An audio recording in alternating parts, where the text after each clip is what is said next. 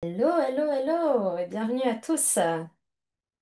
Coucou Hugo, je suis là avec Hugo. Salut, Je te passe une conférence.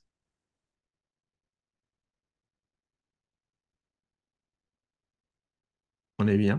On est bien? Je vois l'écran. Parfait. Bonjour à tous. Si vous nous entendez, je veux bien un petit mot dans le chat histoire de confirmer qu'on est bien en live. Ok. Bonjour à tous. Ravi de vous avoir avec nous ce midi. J'espère que vous allez bien. J'espère que vous n'avez pas trop chaud. J'espère que vous vous hydratez. Et aujourd'hui, du coup, on a une session Office Hour. C'est la deuxième session Office Hour qu'on organise en français avec Figma. Et aujourd'hui, on va parler du b.a.-ba des variables. Ça va être une session d'introduction. Pour ceux qui ne me connaissent pas, je suis Alexia, je suis designer advocate chez Figma. J'étais designer avant et maintenant je passe beaucoup de temps à parler aux designers et aux devs de design system et de prototypage et donc de variables. Je suis accompagnée de mon collègue Hugo qui nous rejoint depuis Londres aujourd'hui pour venir en support. Et du coup, dites-nous dans le chat d'où est-ce que vous nous rejoignez aujourd'hui. Est-ce qu'on est que de la France? Est-ce qu'on est d'autres pays européens? Je serais curieuse de le voir. C'était même pas que de l'Europe d'ailleurs. On a du Bordeaux, on a du Paris, on a du Lyon, on a du Bordeaux, Nantes aussi, Orléans, waouh, Montpellier. Bah, content de vous avoir parmi nous. J'espère encore une fois qu'il fait pas trop chaud chez vous.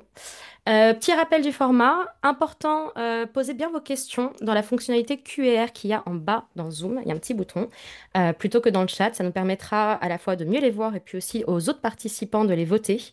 Comme ça, on pourra prioriser les questions qui sont les plus plébiscitées par tout le monde et paramétrer bien vos messages sur tout le monde ou everyone. J'ai l'impression que c'est déjà le cas, mais voilà, juste au cas où. Donc, on va être sur un live stream aujourd'hui vraiment d'introduction aux variables dans Figma. Fait avant tout pour ceux qui, comme moi, la première fois que j'en ai entendu parler, avaient vraiment du mal à saisir le concept.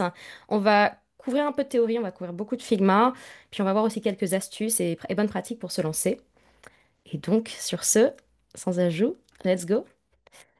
Avant toute chose, je voulais commencer par un petit peu de contexte. Parce qu'on ne peut pas parler de variables Figma sans parler de design tokens.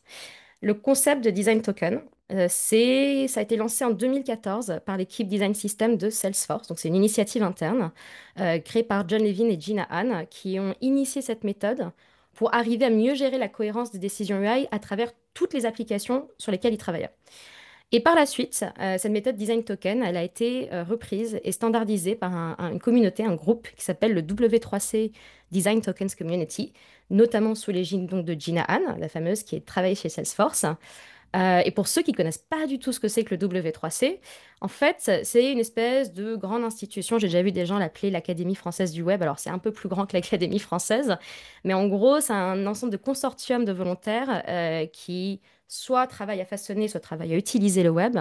Et ils se réunissent ensemble pour chercher à standardiser les pratiques web là où ça fait sens de les standardiser. C'est notamment eux qui ont créé toute la partie ARIA, enfin qui ont standardisé toute la partie ARIA sur l'accessibilité, qui ont standardisé plusieurs formats type le JPEG, etc.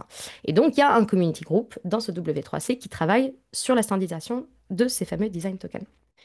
Ok, mais donc design token, c'est une méthode mise en place par Salesforce il y a plus de 10 ans et maintenant c'est standardisé, mais en quoi ça consiste vraiment? C'est une méthode en fait qui est née côté code, qui offre une façon scalable de centraliser, d'étiqueter et de structurer l'ensemble des fondations UI qui gouvernent les interfaces d'un ou de plusieurs produits digitaux. Ça va contrôler des choses comme les choix de couleurs, les choix de typos, les valeurs d'espacement, etc.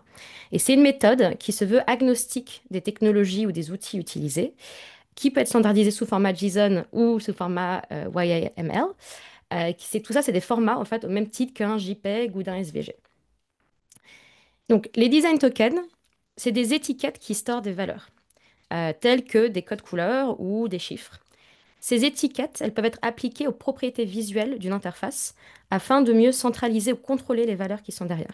Par exemple, si je souhaite que mon texte, le texte dans tous mes produits, enfin dans tout mon produit, il soit de la même couleur, je vais pouvoir créer une étiquette que je vais appeler par exemple text primary, qui contiendra un code couleur de référence. Donc en l'occurrence ici, c'est un gris foncé de valeur hexadécimale 20-20-20. Et en appliquant cette étiquette text primary à tous mes textes, je centralise le contrôle de cette couleur derrière ce token. Et si je changeais le code couleur derrière ce token, tous mes textes changeraient également de couleur en un instant parce qu'ils sont tous branchés sur cette étiquette. Parfois, on peut se retrouver avec plusieurs éléments différents dans une interface qui contiennent des valeurs similaires. Par exemple, la couleur de mes textes, elle pourrait être la même couleur que j'utilise pour les contours de mes boutons ou de mes champs de saisie. Et ce qui est particulier avec les design tokens côté code, la façon dont ils ont créé ces empilements, on va dire, de décision design, c'est qu'ils ont la capacité de faire référence à d'autres design tokens et donc de créer des chaînes de décision. Par exemple, je pourrais décider de centraliser la décision d'avoir dans ma palette de mon produit une nuance de gris spécifique, que j'appelle en l'occurrence gris 800. Et peut-être que je changerai le code hexadécimal derrière ce label, cette étiquette un jour. Et ce token-là pourra être utilisé pour informer à la fois la couleur de mes textes et celle de mes contours. Et on va le voir plus tard, en fait, le fait de créer ces chaînes de décision et de diviser un petit peu pour mieux conquérir, ça amène beaucoup de modularité et de scalabilité au sein notamment des design systems. Et hop, je reviens. Dernière spécificité, hop, je reviens là. Parce qu'on parle avant tout d'étiquette et non pas de valeur, en fait, un token peut cacher plusieurs valeurs derrière une même étiquette. Donc, en l'occurrence, là, ce que vous voyez, c'est ce que vaut gris 800 sur un template. Mais je pourrais avoir paramétré une autre valeur derrière la même étiquette si le thème change et qu'on passe par exemple en thème dark. J'aurais pu décider par exemple que dans le contexte de ce thème dark, Grey 800, en fait, il va valoir une nuance plus claire. L'étiquette reste la même, mais la valeur derrière change. Et comme cette valeur change, derrière, en cascade, ça va aller aussi modifier les couleurs de mes textes et de mes contours, puisqu'ils sont dépendants de Grey 800. Donc pourquoi est-ce que toute cette logique qui vient du code, parce que c'est vraiment une logique structurée sur le code, aujourd'hui on se dit que des outils design, c'est intéressant, enfin on veut les intégrer. Pourquoi on peut se dire, après tout, on n'est pas dans le même monde, pourquoi, enfin à quoi ça sert? Bah, il y a longtemps, les produits design, en fait, ils créent des choses que le code n'était pas forcément capable de suivre. Et depuis quelques années, on se rend compte plutôt de l'inverse, que le code peut aller et va très loin, et introduit des logiques que maintenant on essaie de rattraper parce qu'elles marchent plutôt bien, elles sont assez smart. Et ces logiques venues du code sont intéressantes, notamment dans le cas des tokens, parce que là, en l'occurrence, ça permet de centraliser les choix UI dans les interfaces. Ça se scale très bien au fur et à mesure que les produits évoluent. Ça permet de gérer plusieurs thèmes, comme on vient de voir.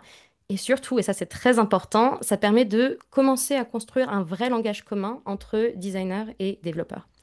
Et peut-être que l'idée d'avoir un langage commun, ça ne vous parle pas beaucoup, mais avoir un alignement entre design et tech sur les fondations de nos interfaces, c'est vraiment l'une des clés pour éviter l'effet cheval chelou, où on design avec soin des choses qui ne sont pas implémentées telles quelles quand on arrive en fin de course. Et c'est pour ça qu'en 2023, avec Figma, on a décidé de lancer les variables. Et du coup, je vois venir pourquoi est-ce qu'on dit des variables et pas des design tokens dans Figma. En fait, les variables, on a appelé ça comme ça parce que c'est une solution un peu plus holistique. Ça embarque à la fois la logique de design token pour la mise en place de design system, mais ça permet aussi de faire du prototypage plus avancé, car derrière les tokens, du coup, on m'a dit c'est des étiquettes, mais c'est des valeurs qui peuvent être dynamiques, et ça, du coup, ça débloque des interfaces plus dynamiques dans les prototypes aussi. Aujourd'hui, on va surtout couvrir les usages liés au design system. Donc, proche de la méthode design token, on va pas vraiment parler de la partie prototypage. Si ça vous intéresse, faites-le nous savoir et peut-être que ça peut faire l'objet d'un live stream dans le futur d'ailleurs. Donc, pause hydratation parce qu'il fait chaud. Je vous encourage à avoir de l'eau près de vous aussi. On va regarder donc l'anatomie des variables dans Figma de plus près. Il y a quatre types de variables dans Figma actuellement. Elles se différencient par le type de valeur qu'elles peuvent chacune contenir. Donc on a les variables de couleur qui peuvent contenir tout en fond derrière des codes hexadécimaux. On a des variables numériques qui peuvent contenir tout simplement des chiffres. On a des variables qu'on appelle string qui peuvent contenir du contenu textuel. Et on a des variables booléennes qui peuvent contenir une valeur binaire qui peut être soit de valeur true, soit de valeur false. Toutes ces variables-là, elles peuvent être créées et définies localement dans un fichier Figma Design. Donc c'est au niveau des fichiers que ça se contrôle. Pour accéder à la vue de création et de gestion, il faut juste s'assurer que vous n'avez rien sélectionné sur le fichier. Et du coup, il y aura le petit bouton qui sera visible à droite. Et une fois que vous avez créé des variables dans ce fichier, elles vont être accessibles dans toutes les pages de ce fichier pour toutes les maquettes. Et si vous publiez ce fichier en tant que librairie, les variables qu'il contient seront aussi distribuées à tous les fichiers de votre compte Figma qui ont accès à cette librairie. C'est un peu la même logique que vous avez aujourd'hui pour vos composants ou vos styles. Donc voilà, logique de librairie. Si on regarde un peu plus près comment c'est structuré dans un fichier, donc au sein d'un même fichier, on peut avoir plusieurs collections. C'est ce petit menu drop-down que vous voyez. Une collection, on va dire, c'est un gros groupe de variables. Et on peut structurer le contenu du collection en plusieurs groupes, voire même sous-groupes. Ces groupes-là, eux, ils permettent simplement de naviguer plus facilement dans une collection donnée. Par exemple, là, on voit que j'ai créé des groupes par couleur, au sein desquels j'ai plusieurs nuances, et on voit que les valeurs associées à chaque nuance apparaissent par ligne. Et en fait, voilà, c'est ça, une variable, c'est une ligne. Donc en l'occurrence, brand 100, qui a pour valeur F5, F5, F5, c'est une variable. Et enfin, donc on a des groupes, et on a aussi des colonnes. Là, en l'occurrence, on a une seule colonne. Une colonne, ça représente ce qu'on appelle un mode. Et un mode, c'est un thème. Donc là, j'en ai qu'un. Je suis pas vraiment de thème. Mais je pourrais avoir deux colonnes. Et donc, les modes, donc ces fameux thèmes qui vont venir changer les valeurs derrière les étiquettes de nos variables. Ici, par exemple, donc j'ai une collection theme qui contient plusieurs variables de couleurs. Cette collection, elle a deux colonnes, donc deux thèmes, deux modes, un mode light et un mode dark. Et les designs, comme les boutons que vous voyez qui utilisent ces variables de couleurs de cette collection, vont hériter de différentes valeurs de couleurs en fonction du thème qui leur est apposé. Mais derrière, c'est le même composant avec le même setup et les mêmes variables contenues dans le fil, dans le stroke, etc. On peut également créer des modes pour des collections de variables numériques, par exemple, pour centraliser, pardon, les logiques de taille et d'espacement en fonction de différents écrans ou différents degrés d'accessibilité qu'on souhaite. Par exemple, un mode plutôt dense et un mode très très expanded. Ou là, par exemple, ce qu'on a, desktop, tablette et mobile, et à nouveau, c'est le même composant bouton avec le même variable dedans, et j'ai juste changé le mode. Et du coup, on voit que c'est pas la même taille. Et on peut même mélanger plusieurs types de variables au sein d'une même collection. On n'est pas obligé qu'une collection ne contienne qu'un type de variable. Et on pourrait avoir des modes, par exemple, pour différentes expressions de marque qui sont proches structurellement, mais assez différentes visuellement. Ici, à nouveau, c'est vraiment le même et unique composant bouton. J'ai rien changé. Il hérite juste de différentes valeurs de couleur, de taille, de radius et de typographie en fonction du mode qui lui est appliqué. Donc en fait, les modes, c'est un peu comme des skins. Donc si déjà ça vous parle et que vous vous projetez sur les modes, vous dites, ah ouais, ça serait quand même chouette de pouvoir avoir beaucoup de thèmes parce que j'ai des produits qui sont proches structurellement mais différents visuellement. Il faut juste avoir en tête qu'il y a des limitations par rapport au plan Figma sur lequel vous êtes. Il n'y a que le plan entreprise qui permet aujourd'hui d'avoir plus de 4 modes par collection. Et si vous êtes starter, vous n'aurez pas accès à différents modes du tout. Voilà, c'est le plug. Donc, on a vu qu'une seule et même variable, ça pouvait contrôler les thèmes et les expressions visuelles de nos interfaces. Mais pour ça, il faut encore les utiliser dans les maquettes. Si elles ne sont pas dans les maquettes, ça ne sert à rien. Donc, en fonction du type de valeur que ça peut contenir, de leur typologie, on peut appliquer les variables dans différentes parties de nos designs. Partout, il y a la petite icône là, violette en forme d'hexagone qui apparaît. Parfois, il apparaît en hover, parfois, il apparaît quand on est dans le drop-down directement. Et lorsqu'on clique sur cette icône, on va avoir le choix soit d'utiliser une variable qu'on a déjà créée, comme dans la vue qu'on a vue tout à l'heure, ou alors d'en créer une nouvelle, basée sur la valeur qu'on a sélectionnée, qui viendra s'ajouter automatiquement dans notre tableau de gestion des variables en local. Si on prend les variables de couleur, c'est assez facile. C'est à peu près dans tous les color pickers qui existent dans Figma. Si vous pouvez définir une couleur quelque part, a priori, vous pouvez aussi y mettre une couleur de variable dedans, enfin une variable de couleur dedans.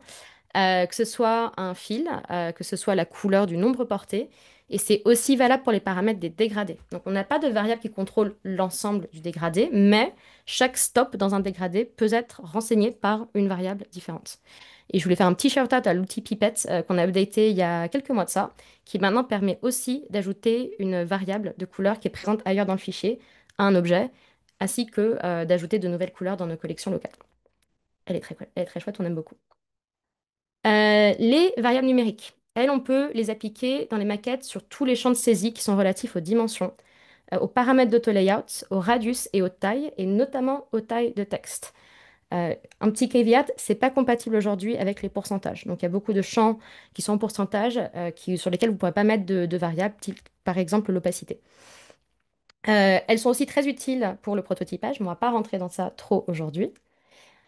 On a les variables de string, donc cette fameuse variable de contenu textuel. Celles-ci, elles permettent de contrôler les contenus des textes dans vos maquettes. C'est-à-dire que par exemple, si vous avez des call to action qui sont récurrents, bah, en théorie, vous pourriez les stocker dans une collection quelque part et les distribuer à tous vos designers. Ils peuvent juste venir les ajouter directement en tant que variable string. Elles peuvent être notamment utilisées, et ça je pense que tout le monde ne le sait pas parce que c'était updaté assez récemment, mais elles peuvent être utilisées directement dans les text props des instances de vos composants. Donc si vous utilisez un composant de votre design system qui a une text props, par exemple un bouton, et il y a un text props pour le contenu du bouton, bah, vous pourrez en théorie créer des variables locales si ça vous intéresse de string et venir les renseigner dans cette text props directement. Très utile à nouveau pour le prototypage, plus qu'autre chose. Mais d'un point de vue design system, elles peuvent être très très utiles parce qu'elles peuvent aussi permettre de gérer certains champs de saisie de texte, comme par exemple le nom de famille des typos. Si vous voulez créer des modes et avoir différentes familles de police sur différents modes, c'est avec les variables string que vous allez pouvoir gérer ça. Et j'ai pas fait de slide pour les variables booléennes parce qu'elles sont un peu moins pertinentes pour les design systems. Elles peuvent contrôler la visibilité de certains calques et elles peuvent être utilisées sur les instances de props booléennes. Et à nouveau, ce dernier point, c'est très utile, notamment sur du prototypage. Il fait chaud. J'ai la gorge sèche. Si à ce stade, vous trouvez que les variables, et surtout les variables de couleur notamment, ressemblent beaucoup à la logique de style qui existe depuis très longtemps dans Figma et dans d'autres outils design, vous n'êtes pas les seuls. Et effectivement, les deux mécaniques peuvent servir de source de vérité pour centraliser ces décisions UI-là. Par exemple, la couleur d'un texte. Mais elles ne sont pas exactement pareilles. Si on revient sur les grosses différences, déjà les variables sont plus complètes que les styles parce qu'elles permettent notamment, on a bien vu avec les variables numériques, de gérer carrément les layouts, les radius, etc., la taille des objets. Les variables, elles peuvent avoir des thèmes, ce que les styles ne peuvent pas avoir. Les variables, elles sont conçues pour avoir des équivalences côté code, on reviendra un petit peu dessus. Là, je vais faire la série de trucs sur lesquels on va revenir. Je fais le teaser. Elles peuvent être paramétrées pour n'apparaître que dans des cas d'usage précis. À nouveau, on reviendra dessus. Et elles peuvent aussi servir à définir d'autres variables ou d'autres styles, et on reviendra à nouveau dessus.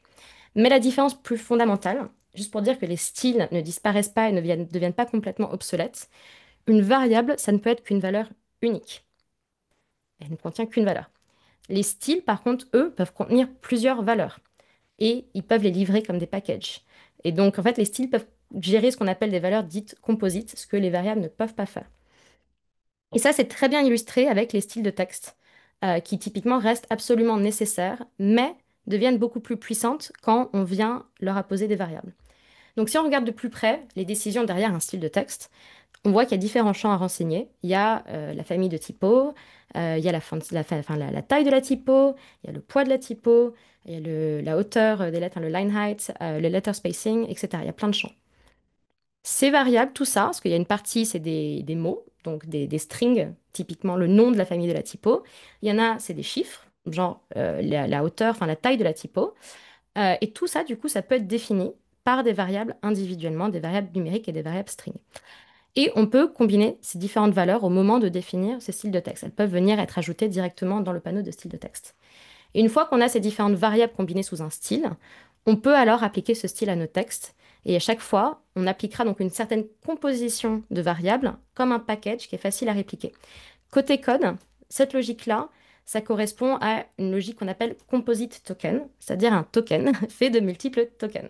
Nous, on n'a pas de token fait de multiples tokens aujourd'hui, on a les styles qui peuvent être faits de multiples tokens, et c'est ça qui fait le rapprochement entre la logique code et la logique design. Donc, dans tout ce qu'on vient de voir, on entreaperçoit enfin, que les variables permettent à la fois d'amener nos maquettes à un niveau de cohérence visuelle supérieur par rapport à avant. Ça permet de débloquer le multithème, et ça, c'est pas négligeable. Et ça permet de traduire nos décisions UI en un langage plus proche des logiques côté tech. Et on va regarder tout ça en action très rapidement. Alors, attention, c'est le moment des mots. Tout risque de foirer. Donc, déjà, on va regarder rapidement, juste pour la blague, comment est-ce qu'on pourrait ajouter une variable. Là, je suis sur une maquette où il n'y a absolument rien dedans. Vous voyez que toutes mes valeurs, c'est des valeurs brutes, que toutes mes couleurs, c'est des couleurs brutes. Alors, j'ai déjà des choses qui ont été set-up dedans. Vous voyez, j'ai déjà des collections avec des variables, plusieurs lignes et plusieurs colonnes, donc plusieurs thèmes. Je ne vais pas rentrer trop dans le détail de comment j'ai structuré ça. Le fichier, d'ailleurs, je ne sais pas si c'était partagé en lien, mais tout le deck de présentation est disponible sur Communauté. Et dans le deck de présentation, il y a le lien pour ce fichier démo. Donc si vous voulez le reprendre plus tard, le tester et voir comment c'est structuré, vous pourrez le faire après. Mais donc pour revenir, donc on a plusieurs collections avec différents thèmes. On a light dark, on a brutal, moderne. Et donc maintenant que j'ai déjà tout créé, en fait, je pourrais venir dans mon fil ici, je vais dire que je vais en ajouter. Alors, j'ai menti tout à l'heure sur la partie de dire que il faut trouver l'icône hexagonale. Toujours, il y a l'icône, sauf pour les couleurs, hein, pour les fils et pour les strokes, où du coup on va tomber directement sur les valeurs disponibles dans la librairie en local et les librairies externes sur lesquelles on est branché, où du coup on n'a pas l'icône hexagonale. Mais je promets qu'elle est partout sinon. Donc là, on voit que j'ai quatre variables de disponibles, et donc je vais prendre Surface Primary parce que je vois bien qu'elle correspond à peu près à ce que j'ai. Et donc voilà. Et donc maintenant, on voit que j'ai rajouté une variable. Il me reste encore pas mal de couleurs ajoutées. Je ne vais pas le faire à la mano. Je vais aller directement sur la version finale où là, on voit que j'ai déjà toutes mes couleurs qui sont des variables. Et on voit aussi, ce qui est intéressant, c'est qu'on n'avait pas beaucoup de couleurs avant. Et en fait, au moment d'ajouter les variables, on a commencé un peu démultiplier les décisions parce qu'on a voulu commencer justement à organiser ces décisions-là par typologie, on va dire, d'objets sur lesquels on les applique. Et on verra pourquoi. C'est intéressant. Je respire, Mathieu, merci. Je vais surtout boire un coup parce qu'il fait super chaud.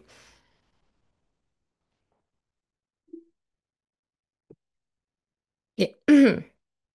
Donc, maintenant qu'on a appliqué tout ça, ce que je vous ai montré quand on regardait du coup notre tableau de variables derrière, c'est qu'on avait des thèmes. Et ce qui se passe maintenant qu'on a des thèmes, c'est vous allez voir, c'est ultra rapide de modifier une maquette. Donc là, par exemple, je peux aller dans ce petit bouton Apply Variable Mode. Et c'est là où je vais pouvoir trouver mes différents thèmes. Donc par défaut, je vais être en light, mais je peux changer en dark et boum, ça me le fait automatiquement. Et de la même façon, vous avez vu que j'avais une autre collection. Encore une fois, je vous invite à regarder directement dans le fichier pour voir comment c'est setup.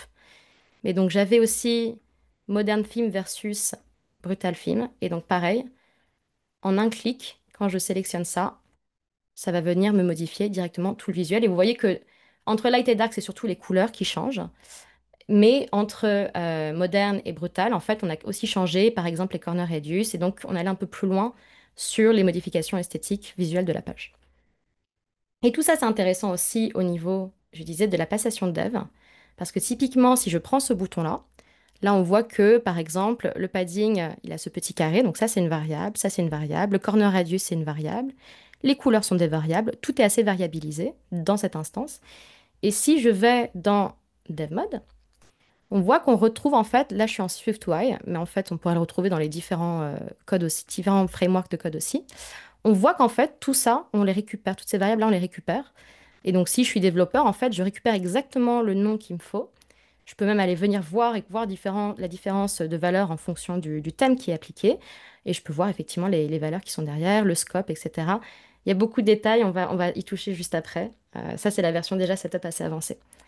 Mais voilà, c'est juste preuve par l'image de l'impact que ça peut avoir, et d'un point de vue de vos workflows, et d'un point de vue du end-off, d'utiliser les variables. Hop là. Donc, j'essaie de faire avancer mes slides. Voilà. Pour qu'on arrive à avoir tout l'impact qu'on a évoqué plus tôt et que tout ça, ça fonctionne, il faut que votre système de variables soit scalable et soit facile à adopter des deux côtés, design et dev. Et la clé derrière la scalabilité et l'adoption des variables, c'est la structure qu'on leur donne et la nomenclature. On va commencer par parler un petit peu de structure. Si on revient sur ce tableau qu'on a vu plus tôt, on voit que tous les noms qu'on avait donnés à ces variables ici sont pas forcément très clairs ou très autoporteurs. On a des groupes qui s'appellent brand, black, white, etc. Beaucoup de nuances différentes. Et si j'étais designer et que c'était ça, ce à quoi j'avais accès, et j'avais accès à toutes ces options, j'aurais un peu du mal à savoir quoi utiliser où, et je suis pas sûre que je créerais les interfaces les plus cohérentes. J'aurais peut-être un peu trop de liberté. Et puis, tout fait référence là à des valeurs brutes, et le jour où on va vouloir évoluer visuellement notre produit, je vais potentiellement devoir casser pas mal de choses. Donc c'est très important de se poser la question quand vous créez vos variables et au moment de les distribuer à votre équipe, est-ce que c'est déjà clair à l'usage? En l'occurrence, je suis pas sûre que ça l'était. Et puis je suis pas nouveau sûre que c'était très modulaire et très scalable. Mais ça, c'est des points vraiment très très très importants à avoir en tête avec les variables et les design tokens. Et donc de façon assez standard aujourd'hui, ça c'est à peu près tout le monde, je pense aujourd'hui dans la communauté design system, on pense à la structure des tokens comme un arbre de décision à plusieurs couches. Et à la couche la plus basse, entre guillemets la première, c'est une couche dite primitive. Enfin, c'est un peu comme ça que le jargon s'est formé maintenant. Donc tout le monde à peu près l'appelle comme ça, primitive ou globale, qui sert à définir une palette restreinte de valeurs dans lesquelles on pourra piocher. Et ça permettra de minimiser la quantité de valeurs codées en dur à gérer. Donc c'est, en gros, primitive, c'est on définit juste la palette des possibles. Ça peut être une palette très large, mais c'est pas tout et n'importe quoi. Et dans un deuxième temps, on peut ajouter une couche qu'on appelle sémantique, qui pioche dans cette palette primitive, mais dont le nom ne porte aucun usage sur la valeur qu'elle contient, seulement de l'usage qui est attendu. Donc, on commence à rentrer dans un niveau d'abstraction supplémentaire. Ce nom sémantique, il doit être scalable, il doit être intuitif, il doit être compris par tous, designers et développeurs. Et c'est là que commence à devenir assez complexe, et c'est là généralement qu'on commence à rentrer dans des néocerveaux. Et vous voyez que j'avais rajouté une troisième couche que j'appelais composant. Certains systèmes l'embarquent également. C'est pas toujours nécessaire. Je reviendrai à la toute fin du live stream dessus. Mais en gros, spoiler alert, il n'y a pas vraiment besoin d'y aller tant que vous n'en avez pas besoin. C'est pas un prérequis. Là où la différenciation déjà crée ces deux strates, on va dire, entre primitif et sémantique, ça par contre, c'est vraiment assez utile pour créer de la modularité. Cette façon de créer des strates, elle est intéressante d'un point de vue donc modularité et scalabilité. Et un système en plusieurs niveaux est plus facile à réutiliser et à maintenir lors de futurs ajustements. Par exemple, si on a besoin d'ajuster une couleur plus tard, on n'aura qu'à changer le token primitif ou global, en l'occurrence, les deux noms, encore une fois, sont valables, auquel le token sémantique fait référence. Et le reste des décisions UI vont descendre en cascade jusqu'au bout de la chaîne automatiquement, sans avoir à changer les choses vraiment manuellement. Et ça, dans Figma, c'est faisable via une mécanique qu'on appelle alias, qui est exclusive aux variables. C'est-à-dire que lorsqu'on définit la valeur d'une variable pour un mode donné, on peut soit définir une valeur brute, c'est un peu ce qu'on a vu jusqu'à présent, donc un code X ou juste un chiffre, ou alors on peut sélectionner, faire référence à une autre variable issue d'une collection à laquelle on a accès. Donc ça peut être une collection locale, ça peut être une collection issue d'une librairie sur laquelle notre fichier est connecté. Et quand on crée cette référence, quand on fait cet appel, c'est ce qu'on appelle un alias. Et faire des alias, ça a deux mérites. On peut créer ce fameux effet de cascade entre les collections qui permet donc cette modularité au niveau de la maintenance. Et puis aussi, on commence à scinder ce qu'on va distribuer à nos designers. Parce qu'on peut choisir quelle variable et du coup quelle collection publier ou ne pas publier. Et on n'a pas besoin de distribuer toutes les variables qu'on crée. On peut choisir d'en cacher certaines au moment de les publier. Et donc si on met à disposition à nos designers avec lesquels on travaille que la partie sémantique de nos variables, en fait, ils vont trouver du coup en théorie que des variables avec des noms assez autoporteurs au moment de les utiliser dans les designs, et ça devrait en théorie minimiser leur charge mentale. Et les primitives, dans ce cas-là, en fait, c'est un peu comme un back-end, un peu invisible, qui permet de contrôler et de maintenir ce qui est la surface visible de l'iceberg, on va dire. Donc c'est utile pour de la maintenance, mais c'est pas utile forcément pour de la consommation. Et non seulement on peut choisir de publier ou de pas publier certaines variables, on peut aussi choisir sur quel champ publier certaines variables. Et ça, c'est très puissant et je tiens à le mettre en avant parce que c'est pas forcément une fonctionnalité que tout le monde a en tête, mais ça change beaucoup de choses quand on l'utilise. Donc, rollback sur le contexte, même quand on n'utilise que des variables sémantiques, on peut se retrouver avec beaucoup de choix dans toutes les variables qu'on crée et beaucoup de bruit au moment de les utiliser dans les maquettes. Quand on utilise l'option scoping dans les options de paramétrage des variables, on peut limiter en fait les champs dans lesquels elles apparaissent. Ça veut dire que par exemple, pour une variable de couleur, je peux dire, dans Figma, je veux que cette variable de couleur n'apparaisse que quand quelqu'un cherche à changer la couleur d'un texte et pas quand on cherche à changer la couleur d'un frame. C'est très très très utile pour rendre les variables plus digestes au plus grand nombre. Donc je recommande beaucoup d'utiliser cette option. Je veux revenir sur un point que je viens d'évoquer. Donc, on a parlé du scoping, mais juste avant, on a dit que les variables sémantiques, en fait, elles sont sympas parce que leurs noms sont assez autoporteurs et que du coup, ils indiquent, enfin, ils guident, on va dire, les gens qui les utilisent vers l'usage qui est attendu. Donc, euh, nommer, enfin, si on revient sur les primitives, a priori, quand on les nomme, c'est assez facile parce qu'on reste assez proche des valeurs que ces variables portent. Mais quand on commence à rentrer dans la partie sémantique, on cherche généralement des noms un peu plus abstraits qui sont moins orientés sur les valeurs et davantage sur donc, cette application qui est attendue de cette variable. Et du coup, la question que tout le monde se pose quand on en arrive là, c'est comment est-ce que je dois nommer mes variables? La réponse courte, c'est que ça dépend. Il y a beaucoup de gens très intelligents dans la communauté Design System qui explorent le sujet depuis des années, mais il n'y a pas de standard officiel mis en place par la communauté Design Token de W3C qu'on a évoqué au tout début du live stream. Et c'est volontaire de leur part. Je crois que j'ai le lien à la fin de la présentation, mais on avait fait un live stream avec Louis Chenet, qui a travaillé dans la communauté W3C Design Tokens Community Group, qui justement répondait à cette question de pourquoi est-ce que le Community Group a fait le parti de ne pas standardiser aujourd'hui comment nommer ces tokens. Il y a plusieurs raisons à ça, mais en gros, on n'est pas prescriptiviste sur comment est-ce qu'on doit structurer nos décisions UI. Ça dépend beaucoup du contexte. Alors, il y a quelques conventions un peu formalisées qui se dégagent si vous faites des recherches. Mais il n'y a pas de consensus autour de ces conventions. Il y a la convention CTI, donc, qui est utilisée par Style Dictionary, en Tailwind CSS notamment. C'est la convention catégorie type item, c'est un peu du plus petit au plus grand, on va dire. C'est d'une propriété à un élément dans un contexte. Il y a la convention BEM, Block Element Modifier, qui vient plutôt du monde du composant, mais que des gens ont tenté d'adapter au monde des design tokens. Là, c'est un peu plus la logique de on commence par les parents et on va vers ses enfants, enfin du contenant au contenu, au statut du contenu. Il y a l'approche fonctionnelle, c'est juste en gros utiliser le langage le plus naturel possible pour nommer les choses. Mais le mieux, franchement, c'est de créer vos propres conventions. Et la réalité, c'est que presque la moitié des équipes préfèrent former leur propre système pour nommer leurs tokens et donc leurs variables, parce que c'est la seule façon vraiment de garantir que cette abstraction sera comprise par le plus grand nombre dans le contexte spécifique qu'ils ont. Alors, il n'y a pas forcément besoin de réfléchir au nom de vos variables en partant complètement de zéro. C'est difficile. Il y a beaucoup de kits qui sont faits à nouveau par des gens très intelligents qui sont en libre consultation en ligne, voire carrément en libre téléchargement sur Figma Community.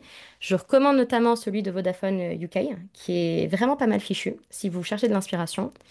Mais il faut avoir en tête, gros caveat, attention, votre contexte est probablement très différent de celui de ces organisations. Je pense notamment par exemple à Salesforce, donc les fameux pionniers de la méthode Design Token qui ont créé tout ça. Encore aujourd'hui, enfin, leur nomenclature de design system est ultra réputée. C'est un peu vu comme un gros benchmark, mais réalistiquement, il y a peu d'organisations qui ont les mêmes besoins que Salesforce. On n'est pas tous à la même échelle.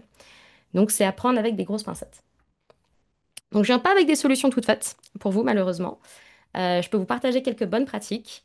Donc, le but des tokens et des variables, c'est vraiment d'avoir un langage commun avec les designers et les devs. C'est une conversation à avoir entre amigos, entre design et tech. Faut pas vous lancer dans un projet, enfin, dans un gros projet de refront naming ou de naming de vos variables sans participation tech. Je ne vous le recommande pas. Autre bonne pratique à avoir en tête, gardez vraiment les noms simples, courts, spécifiques et précis. L'idée, c'est vraiment qu'ils doivent permettre d'éviter le maximum de redondance in fine, et puis porter du sens pour votre contexte. Évitez tout ce qui est jargon, évitez les abréviations qui risquent de ne pas être comprises par tout le monde, notamment au moment d'onboarder des nouvelles personnes. Assurez-vous que votre système de naming, il est assez flexible pour qu'on puisse y ajouter des blocs plus tard, mais commencez pas à créer sur de l'hypothétique, sur des choses, des problématiques que vous n'avez pas encore aujourd'hui. Restez quand même concentré sur votre besoin immédiat. Je sais, c'est difficile. Et enfin, très important parce que je pense que tout le monde n'a pas forcément ce point-là en tête quand il se lance dans les variables, il faut définir très tôt qui est les garants de ce nom. Parce que, comme on dit, le travail de nommage ça doit être porté par le design et la tech, mais à la fin, il faut un décisionnaire. Et donc, c'est bien de s'accorder assez tôt sur qui seront les personnes qui auront le meilleur contexte pour trancher et faire les décisions finales. Et si cet alignement entre design et tech, il est un peu difficile à trouver, non pas sur la structure, parce que vraiment, la structure, c'est primordial qu'il y ait une parité one-one si vous voulez vraiment maximiser l'impact des variables. Mais sur la partie, enfin sur les conventions de naming, parce que par exemple, parfois les devs, ils ont des conventions très spécifiques liées aux plateformes sur lesquelles ils travaillent. Il faut savoir que chaque variable dans son option de paramétrage, la fameuse option où on retrouve le scoping, il y a aussi une option code syntaxe qui permet de changer le nom sous lequel ce token apparaît dans le dev mode de Figma.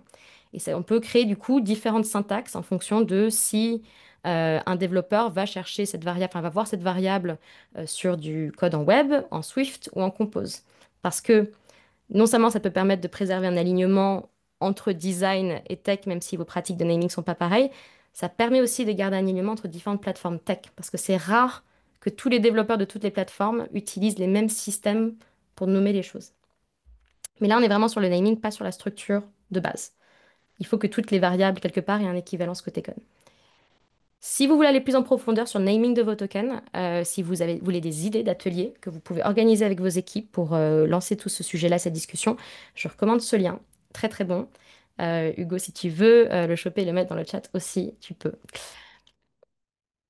Je vais faire repose eau. Je vous recommande aussi Keep Hydrated. C'est vraiment la canicule là. Ouf. Ok, donc on n'utilise pas encore les variables, mais après avoir vu tout ça, on est prêt à se lancer. Par où on commence? Alors, c'est un travail de mise en place qui peut prendre du temps et qui doit être graduel. Donc, l'idée, c'est pas de tout migrer et déprécier d'un coup, mais en même temps, il faut être clair que le but à terme, c'est des variables partout. Et donc, il faut être ambitieux là-dessus et il faut s'en donner les moyens. Mais le plus important surtout, c'est de prendre le temps d'avoir un plan. Il y a plein de choses qu'on peut faire en agile, mettre en place, où on peut mettre en place un MVP et itérer plus tard et ajuster si on a besoin. Les variables ne s'y prêtent pas. Je, je ne recommande pas. Aujourd'hui, en l'état, une fois que vous êtes lancé, ça peut être un peu difficile de défaire certains partis pris sans tout casser. Donc, ce que je vous recommande vraiment, plutôt que de vous lancer et de créer quelque chose de gigantesque ou un MVP et de vous rendre compte a posteriori qu'en fait, c'est pas bon, vraiment passer du temps pour identifier le problème et réfléchir à tout ça en amont avant de commencer à implémenter. Alignez-vous sur la nomenclature, c'est ce qu'on vient de voir, c'est alignez-vous sur la façon dont les choses vont être nommées et du coup comment ce naming il va être modulaire, il va évoluer et être scalable. Euh, Clarifiez quelle sera la source de vérité et qui va la gouverner et commencez à préparer votre stratégie de déploiement. Avant toute chose, parlez à vos développeurs. Donc si vous commencez et que vous n'avez rien aujourd'hui dans Figma, commencez par parler aux développeurs, voyez s'il existe déjà des choses de leur côté. On peut envisager partir du code comme source de vérité. Donc, ça serait plutôt une gouvernance tech, avec Figma qui suit ce qui existe déjà, ce qui a déjà été mis en place dans le code. Ça peut être intéressant de réutiliser ce qui existe déjà en code pour accélérer la mise en place d'un Figma, au minima juste comme base de discussion, et après éventuellement pour voir si vous pouvez le faire évoluer pour être plus proche de vos besoins, mais faire du coup ces évolutions en partenariat évidemment avec les devs. Et encore une fois, en considérant que, in fine, c'est le code qui décide le produit, et du coup pour vous, ça va être le code qui aura la gouvernance des choses. Si vous voulez du coup avoir la gouvernance plutôt côté tech, il y a des plugins pour amener ce qui existe côté code dans Figma. Il y a le plugin Import Variables qui est fait par un UX engineer de chez Microsoft, qui est pas mal. Et il y a Export Import Variables qui est fait par le directeur de Supernova, qui est une plateforme de gestion de tokens qui est aussi plutôt bien. Les deux sont pas mauvais, je vous laisse tester.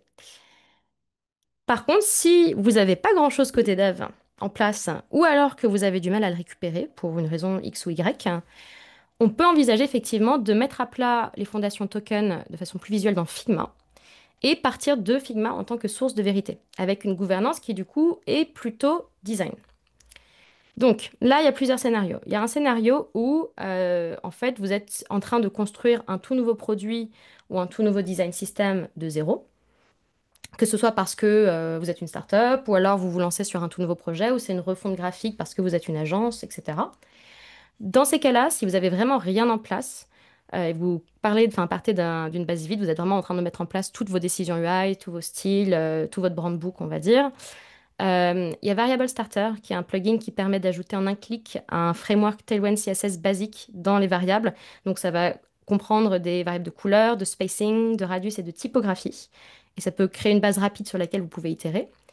Et pour un contrôle plus avancé, on va dire de l'expression visuelle dans vos produits, si vous êtes plus dans on va dire un momentum créatif très expressif, je recommande vraiment l'outil UI Color Palette qui permet de vraiment créer toutes ces gammes de couleurs de façon accessible et qui du coup a un output, enfin permet de faire un export à la toute fin du parcours en variable. Et il y a un peu la même chose avec Peppercorn qui fait la même chose pour les typographies, qui permet en fait de mettre en place toutes les échelles de typo avec les règles que nous on veut, les typographies que nous on veut. Et à la fin, en un clic, on peut générer non seulement les variables qui correspondent à ça, mais aussi les styles de texte qui vont inclure ces variables, et aussi la documentation. Donc c'est un peu tout in one. Et puis en plus, UI Color Palette et Peppercorn, c'est fait par des Français, donc Cocorico. Si par contre vous ne partez pas de zéro, mais que vous cherchez à migrer vos styles existants, à nouveau, il y a des plugins pour vous faciliter la vie. Il y a le plugin Styles to Variables, à nouveau Cocorico. Il y a beaucoup de Français qui font des plugins qui permettent de convertir les styles de couleurs spécifiquement en variables. Et il y a les Variables Textiles, qui est un autre plugin pour migrer, lui, les styles de texte et donc convertir leur valeur en variable. Et une fois que vous avez établi tout ça dans Figma et que vous avez fait de Figma, entre guillemets, votre source de vérité, au moins pour lancer le projet, vous pouvez du coup l'exporter effectivement dans le code manuellement, à nouveau avec des plugins. Je remets le Export Import Variables, mais il y a aussi le Variables Converter qui est fait par Laurent Thibault, à nouveau Cocorico, qui est pas mal, qui permet de convertir toutes ces variables dans plein de frameworks différents. Et une fois qu'on commence à se lancer, ce que je dis, c'est qu'en vrai, in fine, ça peut paraître tentant de tout contrôler dans Figma parce que c'est assez visuel, c'est un outil peut-être avec lequel on est plus familier. Mais en vrai, in fine, la vérité, c'est le code, c'est ce qui est en production. Et donc, quand on commence à se lancer, on peut rapidement vouloir ne pas vraiment avoir cette grosse scission entre les sources de vérité Figma et code et s'assurer qu'en fait, les deux sont à peu près toujours à jour en même temps. Il y a des plateformes externes comme Token Studio qui permettent de centraliser les décisions ailleurs que dans Figma et dans le code et ensuite de les pousser en simultané des deux côtés. C'est plutôt intéressant. Ou alors, pour ceux qui ont la chance d'être sur Figma Enterprise, il y a une API spéciale pour Enterprise qui permet de synchroniser les variables Figma avec les design tokens de son code base de façon 100% automatisée et régulière. C'est-à-dire qu'on peut définir une temporalité et dire tous les X temps, vous me synchronisez ça. Et on garde les deux à jour en même temps. On arrive vers la fin. Bravo d'avoir tenu jusque-là. Pause hydratation. Prenez de l'eau vous aussi. Donc, on va finir sur un petit fire round de quelques bonnes et quelques mauvaises pratiques. Bonne pratique. Faire un POC avant de scaler. On parlait de commencer à préparer sa stratégie de déploiement. Ça fait partie de ça. Planifier, planifier, planifier. Commencez petit et surtout tester votre architecture de variables dans des environnements de test avec les gens qui vont les utiliser. Je ne peux pas dire qui c'est, mais j'ai parlé récemment à une équipe qui, je trouve, va faire un travail formidable pour, on va dire, mettre en place un niveau très, très centralisé d'une grosse structure très silotée des variables qui vont distribuer à tout le monde. Et du coup, ils ont fait des espèces d'ateliers en interne asynchrone avec des exercices où ils venaient demander aux gens à la fois d'appliquer les variables qu'ils avaient créées, les sémantiques, dans des composants du nouveau design system, voir si déjà la logique sémantique marchait, si les noms étaient compris, et dans un deuxième temps, d'apporter leur propre maquette de leurs propres équipes à eux et de voir si la structure, donc pas les noms, mais là la structure des variables, permettait aussi un degré de flexibilité suffisant pour correspondre à tous leurs différents cas d'usage. Et c'est très smart parce qu'à la fois, du coup, ça permet de récolter beaucoup de feedback sur est-ce que ça marche, est-ce que ça marche pas. Et en plus, on fait de l'éducation et de l'évangélisation pour aider les équipes à mieux comprendre comment ça marche et la valeur qu'ils vont en avoir. Donc voilà. Évitez à tout prix de créer des grosses collections gigantesques et de faire le travail de votre vie sans tester en préalable et de lancer le truc une fois que vous pensez qu'il est prêt. Voilà. Faites un POC. Autre bonne pratique. Si vous migrez un design system qui existe déjà, c'est bien de commencer par ce qui le complémente plutôt que par ce qui va le casser. Typiquement, ce qu'on disait, c'est que aujourd'hui les variables permettent de couvrir des valeurs numériques, donc toutes les logiques de radius, d'espacement, etc., que les styles jusqu'à présent ne pouvaient pas couvrir. Et donc, on peut très bien se dire, bah, en fait, c'est juste un quick win. On peut juste les ajouter, les mettre à disposition des équipes. Et en fait, ça vient pas perturber les flows qui existaient déjà, ça fait juste que ajouter du bonus. Donc, ça peut être intéressant de commencer par là plutôt que de commencer directement par les couleurs, qui là risquent d'être une migration un peu plus sensible. Et pour les couleurs, un point intéressant à savoir, on parlait tout à l'heure, les styles peuvent contenir plusieurs valeurs. Ce qu'il faut savoir, c'est que les styles de couleurs, techniquement, peuvent contenir plusieurs valeurs de couleurs aussi. On l'utilise rarement. On l'utilise un peu dans le cas d'un gradient, enfin d'un dégradé. Mais on pourrait mettre par exemple une couleur full opacity et une couleur et enfin, mettre une couche avec une autre couleur en opacité réduite pour créer des effets si on voulait. Bref, ça pour dire qu'aujourd'hui c'est vrai que les gens ne l'utilisent pas beaucoup comme ça, mais du coup, en fait, on peut intégrer des variables de couleur dans des styles de couleur. Et donc typiquement là, ma couleur primary, bah, j'ai intégré une variable primary color. Et donc ça me permet en fait sur un style qui est déjà existant, qui est déjà utilisé par les gens, de commencer à intégrer subtilement des variables qui seront vues par les développeurs in fine, sans casser les maquettes qui déjà utilisent les styles qui étaient déjà en place. Donc voilà, c'est un hot tip. Et à terme, effectivement, ça permet aussi un jour de détacher les styles, et ça va fallback sur les variables, et ça permettra une transition un peu plus smooth. Ok, on rentre dans les pratiques. Donc, pratique. Je vous avais promis qu'on reviendrait sur les variables de composants dont on parlait tout à l'heure. Donc, variable de composant, c'est vraiment par rapport au nom qu'on donne, qui est moins sémantique et qui inclut des logiques spécifiques aux composants. Parce que du coup, on doit commencer à nommer les choses, par exemple, button background, button border, button text color.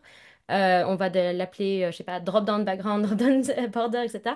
On voit que très vite, en fait, on se retrouve, si on veut faire du component spécifique, à démultiplier le nombre de variables qu'on va créer et qu'on va devoir gérer. C'est beaucoup. C'est beaucoup de travail. Alors, je disais tout à l'heure que ne faut pas l'utiliser tant qu'on n'en a pas besoin. Quand est-ce qu'on peut en avoir besoin? On peut en avoir besoin éventuellement dans deux cas. Le premier cas, c'est ce qu'on est en train de créer, c'est un design system en marque blanche, où en fait on contrôle très peu l'usage que les gens vont en avoir, on ne sait pas trop comment ils vont appliquer les choses. Dans ce cas-là, c'est bien effectivement de leur donner un niveau de granularité qui permet de contrôler aux composants près. Parce qu'on ne va pas être là vraiment pour voir les usages qu'ils vont en avoir. Donc je pense par exemple, si vous êtes dans une entreprise dont l'un des business models c'est de vendre du produit en marque blanche, typiquement, peut-être que les variables de composants c'est intéressant. L'autre cas d'usage qui peut être intéressant, c'est pour faire de l'A/B testing au niveau de composants spécifiques. Là, on va vouloir créer des variables qui vont être spécifiques, qui vont permettre juste de créer des environnements de test spécifiques à des composants.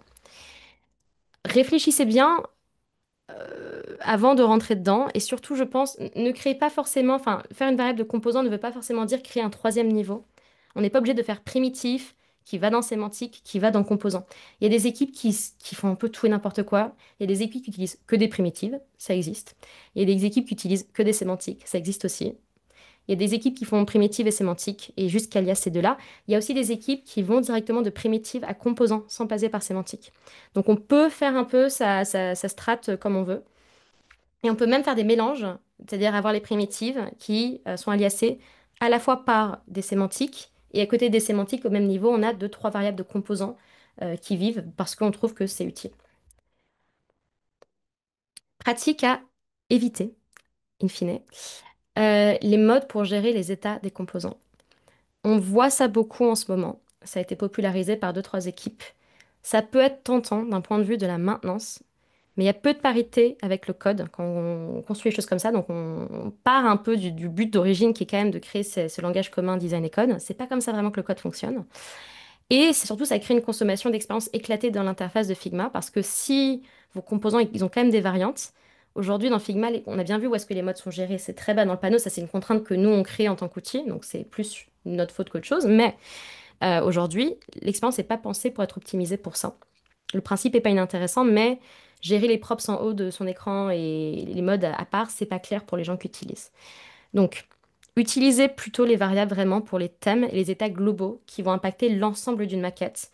Les thèmes clairs-sombres, les appareils, les tailles d'appareils, les différents thèmes visuels comme des marques qui vont influencer le design à travers toute la maquette.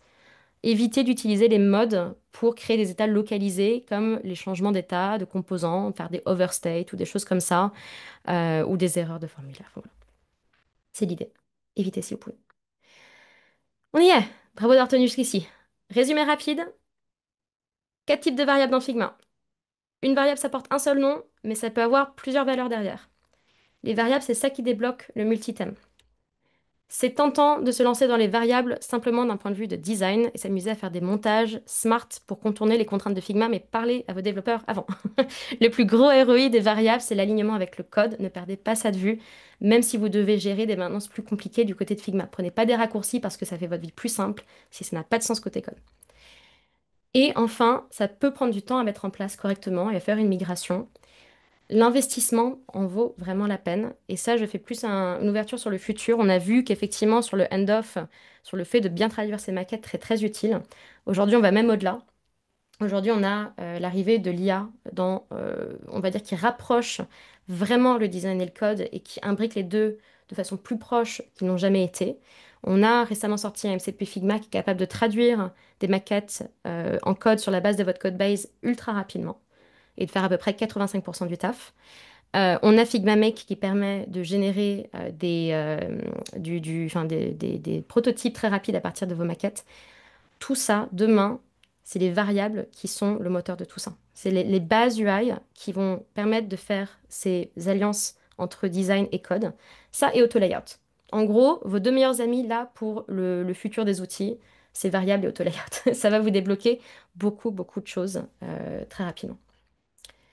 J'ai mis quelques ressources utiles, vous pouvez les récupérer dans le deck du coup qui est disponible sur Communauté. Si ça vous intéresse, je vous invite à regarder deux trois live streams en français qu'on a sur le sujet. J'ai parlé de celui avec Louis Chenet sur la standardisation des design tokens qui est dispo sur YouTube. Il y a aussi un in the file avec BPCE qui eux ont un setup très très avancé de multithème avec les variables Figma et aussi les design tokens côté code. Et enfin, avant de passer aux questions, si vous n'êtes pas encore dedans, je vous invite à rejoindre la communauté Slack Design System France qui est très chouette. On va reprendre de quoi boire. Avant de passer aux questions, il y a un petit sondage rapide qu'on va lancer. Hop là, merci Adrien.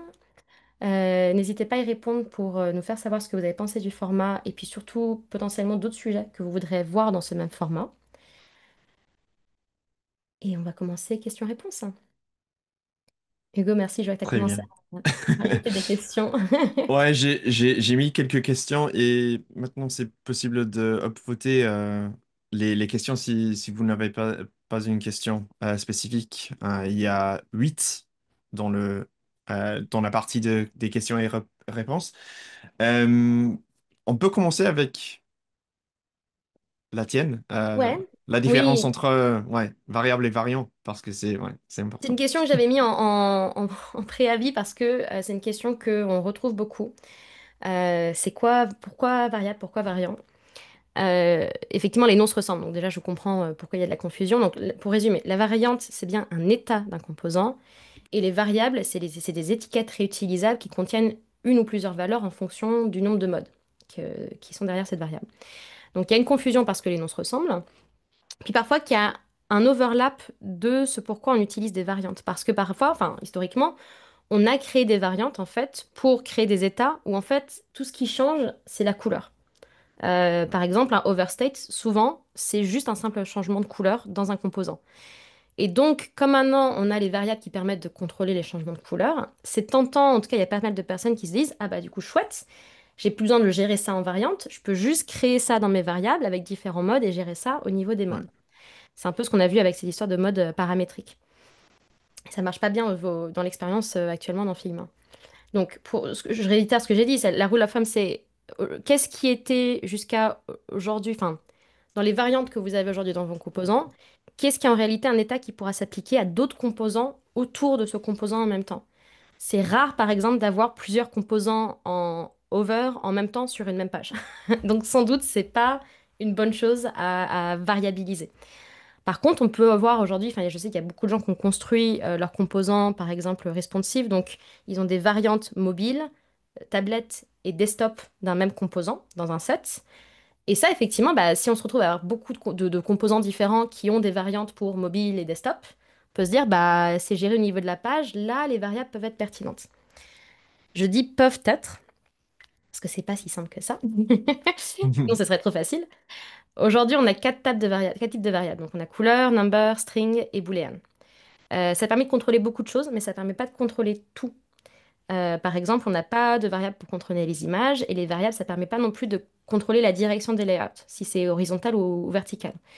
Ouais. Donc, si les variantes desktop et mobile d'un composant donné n'ont pas de différence structurelle vraiment majeure, que c'est à peu près les mêmes layouts, juste un peu plus petits, avec juste des éléments qui sont visibles ou invisibles, enfin, qui disparaissent entre les deux, ouais, en vrai, ça peut être géré avec des variables de nombre qui font les espacements et les tailles, et des variables booléennes pour masquer certains trucs. Pourquoi pas? Par contre, c'est vrai que si les variables entre desktop et mobile, vraiment structurellement, elles sont très différentes, ça doit pouvoir se hacker avec les variables, mais franchement, c'est se donner du mal pour rien et il vaut mieux rester sur la logique de variante. Sachant que de toute façon, aujourd'hui, on voit que dans l'outil Figma Sites, par exemple, qui gère le responsive, la façon dont on a commencé à gérer le responsive dans Sites, c'est avec les variantes, pas avec les variables. Et qu'en fait, de toute façon, les deux, ça vit très bien ensemble, hein. Parce on peut avoir des variantes dans lesquelles on Mhm. intègre des variables, c'est Ouais. même conseillé. Et en plus, bon, ça, je rentre dans le détail et je vais pas trop présenter le workflow, mais on peut techniquement aussi changer les variantes d'une instance avec des variables, avec des string variables. Mais bon, ça, c'est encore plus avancé. 102. Passons. 100. Ça, c'est plus l'introduction aux Autre variables. Là, on session. est sur Ouais, next exactement. step avec les variables. Ouais. Alors, Question. Ah, c'est une bonne question. avec celle-ci, j'ai déjà préparé Réponse? une Vas-y. version. Alors, je peux partager mon écran Vas-y, vas-y, vas-y. avec celle-ci. Pour ça, il y a la possibilité d'avoir dans une boîte de texte trois styles utilisés au même temps. Alors, si je mets ça, j'ai un body emphasis. Ça, j'ai ce texte en bold. Et ça, c'est body strong. Et ça, c'est body base. Et tout ça devient du Simple Design System. Ou si je change vers la typographie, on voit les styles comme des groupes pour cette partie ici. Et ça fonctionne aussi dans la partie de dev mode. Alors, si je bouge ça, dans le code, j'ai des trois exemples dans le même et il y a, c'est marqué aussi au même niveau la différence sur la partie code. Alors, euh, l'avis, c'est d'avoir des styles comme des groupes et tu peux avoir trois choses dans dans la même boîte de texte. Il faut juste avoir un override dans ce parti si ça fait partie d'une composante, par exemple. Parce que oh, je ne sais pas si avec si on a la texte par défaut avec des trois exemples, peut-être pour montrer aux utilisateurs de ce composant que c'est possible d'avoir les trois styles de texte. Mais sinon, on peut avoir que des overrides. Alors, pour ça, je pense que ça, ouais, ça c'est Et la je pense que, réponse, la bonne réponse. je ne sais pas si ça répond à ta question aussi, Fred, mais un autre point à avoir en tête, c'est pour ça que tu posais la question de variabiliser un texte en italique. En fait, Ouais, côté code, une différence héritée d'il y a très longtemps sur les ouais, outils design, où en fait, nous historiquement, et c'est même vrai. sur les outils type Microsoft Word, en fait, on s'est habitué à avoir un seul champ qui gère à la fois l'épaisseur, enfin les épaisseurs de graisse et le fait que ce soit italique ou pas. Alors qu'en fait, côté code, ça a toujours été des logiques séparées. Et c'est des paramètres séparés. Hmm. Et on a la logique de le poids de la typo, est-ce que c'est plus ou moins bold ou plus ou moins light? Et en séparé, on a un champ séparé pour contrôler si c'est italique ou pas. Et ça, en fait, encore une fois, nous, dans les outils de formatage de texte standard, les Word, le PowerPoint, Figma et compagnie, ça n'a jamais vraiment été la logique à laquelle on est habitué. Et donc, pour suivre vraiment le code, ce qu'il faudrait faire dans ces outils-là, c'est séparer, avoir des champs séparés pour paramétrer italique, pas italique et l'épaisseur. Aujourd'hui, on n'a pas ça. Et donc, effectivement, aujourd'hui, le meilleur système pour définir enfin, si on veut italique, si ça existe pour la typo donnée, c'est une string variable qui, du coup, au moment de définir du coup, l'épaisseur, va s'appeler par exemple bold italique. Et c'est le nom de ta string variable et c'est ça où tu s'appelles juste italique ou light italique. Et c'est ça qui va permettre de contrôler un texte et de s'assurer qu'il est en italique. Mais tu as raison que c'est pas forcément raccord avec le code et c'est, on va dire, un héritage, Ouais. une grosse legacy qu'on a sur pas juste Figma, mais l'ensemble des outils de formatage. Paragraph styles, text styles, qui existent Oui, aussi ouais, dans InDesign sur et des outils qui étaient faits à Illustrator. la base vraiment Ouais, plus sur du print aussi, accessoirement. ouais, c'est trop ça. Alors, parfois j'ai du mal à voir l'intérêt. Attends, je vais reprendre le partage Oh, d'écran, parce qu'on est passé à la ouais, question pardon. suivante. Pas de souci. Parfois, j'ai du mal à voir l'intérêt d'investir dans toutes ces dépendances au design system, car cela prend beaucoup de temps à organiser, avec au final une utilisation qui va être limitée dans sa valeur, comme par exemple un changement global de couleur de texte. Ça arrive vraiment au final. Est-ce qu'il y a une méthodologie pour savoir à quel niveau je pousse le design system par rapport à un projet? Écoute, ça rejoint un débat que j'ai vu récemment avec des gens qui disaient que, en fait, pour eux, leurs besoins à eux, sur des petites structures très start-up, très rapides, enfin, les choses doivent se mettre en place rapidement, en fait, ils utilisaient que des primitives. Et alors, ça a causé beaucoup de débats. Il y avait des gens qui n'étaient pas d'accord avec cette approche, qui disaient que c'est pas très scalable. Et du coup, est-ce que c'est vraiment la bonne solution? On revient sur le contexte, hein, on revient sur le contexte. La grosse machine, c'est très utile quand on sait qu'on va devoir gérer à terme plusieurs produits, plusieurs thèmes, plusieurs équipes qui aujourd'hui sont silotées, qu'on sort vraiment rationaliser beaucoup de choses différentes. C'est vrai que si on travaille sur un seul produit, c'est sans doute le ROI de mettre en place la grosse machine est beaucoup moins intéressant. Et donc voilà, je pose ça là. Je sais qu'il y a des équipes notamment qui utilisent Tailwind CSS, qui est un framework qui est plutôt orienté primitive, qui se cassent pas trop la tête et qui vont pas très loin, qui utilisent juste les valeurs en CSS au moment de communiquer avec leurs devs. Ça peut être une option. Est-ce qu'il y a un framework après une méthodologie pour savoir à quel niveau de pousser le design system? Je dirais que c'est des conversations à avoir avec les développeurs et voir ce que eux Hmm, ils pensent. Encore une fois, il faut se rapprocher des logiques dev là-dessus. Et sans doute que eux, ils auront une bonne visibilité sur le niveau de modularité, de complexité qui est intéressant à porter. ouais, je suis d'accord aussi. Alors, la question suivante. Euh, Bonjour, j'aimerais savoir, est-ce qu'il y a des bonnes pratiques quand on gère le multi-branding? Aujourd'hui, je le gère en mode. Est-ce le bon fonctionnement? Est-ce que je dois hiérarchiser les modes? Je m'explique. Je fais du multi-branding que je gère en mode. Si je veux rajouter un thème, comment le gérer? Je crée une collection qui gère d'abord le branding, puis une autre collection qui gère le thème, qui appelle ma collection branding. Alors, ça revient un petit peu sur le fichier démo que j'ai utilisé tout à l'heure. Vous avez vu qu'il y avait deux collections et chaque collection avait deux modes. Et en fait, il y avait un alias entre les deux collections. Donc, je crois que c'est un peu ce que tu décris, Manon, où effectivement, aujourd'hui, quand on veut créer à la fois du thème et du branding, par exemple, on va avoir des modes light et dark pour plusieurs marques différentes, on peut créer deux collections séparées et les faire se référencer entre eux. On peut, par exemple, gérer, alors à nouveau, hein, on trouve ces stratagèmes et on décide qu'est-ce qui va être le back-end, on va dire, de la maintenance et de la gestion versus ce qu'on va livrer. On pourrait éventuellement se dire, on crée les thèmes au niveau de la couche primitive, au niveau des palettes de couleurs, enfin des palettes de couleurs, mais ça peut être restrictif hein, parce que ça veut dire qu'en gros, on définit que pour tout noir utilisé, l'équivalent sera toujours blanc, pour tous les blancs utilisés, l'équivalent sera toujours noir, alors qu'en fait, dans la vérité, parfois, c'est plus subtil que ça. Peut-être qu'on peut avoir des choses qui sont blanches en thème light qui seront sur différentes nuances de gris en thème dark.